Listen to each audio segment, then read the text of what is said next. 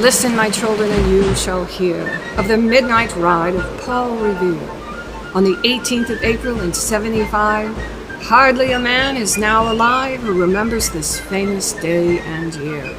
Paul Revere was a Boston silversmith. He was kind of very involved with the Sons of Liberty pretty early on. This growing movement, this patriot movement, started in the early 1760s. It started with a man named Samuel Adams, who was a troublemaker and a very, very strong believer in this idea, this crazy idea, that one day all the colonies should be independent and self-governing. General Gage was attempting to disarm the Sons of Liberty. There are a number of powder houses in towns, outlying towns of Boston. General Gage wanted to seize the munitions, and he heard that there was an enormous supply of munitions in Concord, and that is the case. So basically the surprise attack was meant to disarm the Sons of Liberty so that they would not be able to defend themselves in the event of any kind of combat. So the Redcoats are marching on foot, and their purpose is to seize the munitions. When Revere heard that the Redcoats were moving on that night, he asked Robert Newman to hang these two lanterns as a signal to a group of backup militia in Charlestown who had been waiting and watching with a spyglass every night for about the last week or so. When they finally saw the two lanterns, they knew it was time to ride, and they headed up north and spread the alarm all the way up to New Hampshire. There were two men who left Boston that night. William Dawes was the name of the other fellow.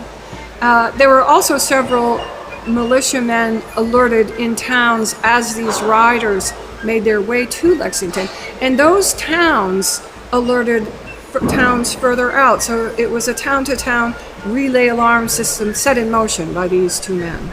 Each one of those riders was risking arrest and hanging for doing what they did. Now, this signal had everything to do with timing. The Redcoats were planning a surprise attack. The Lexington alarm ride spoiled that surprise attack by having our riders get out there first and alert all the towns. So instead of walking into a sleeping village, the Redcoats actually were walking into villages with Minutemen armed and ready to do battle. This was the case on Lexington Green and the case when they reached Concord.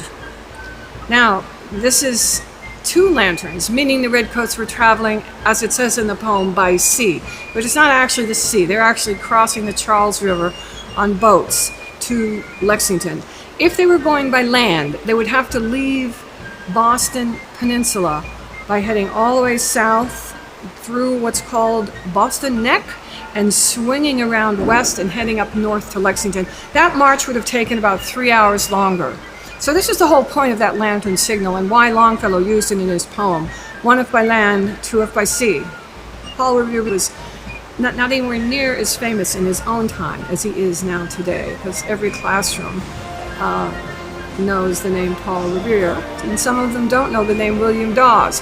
Had Longfellow written, "Listen, my children, and take a pause to hear the story of William Dawes," then perhaps we'd be talking about a different personality.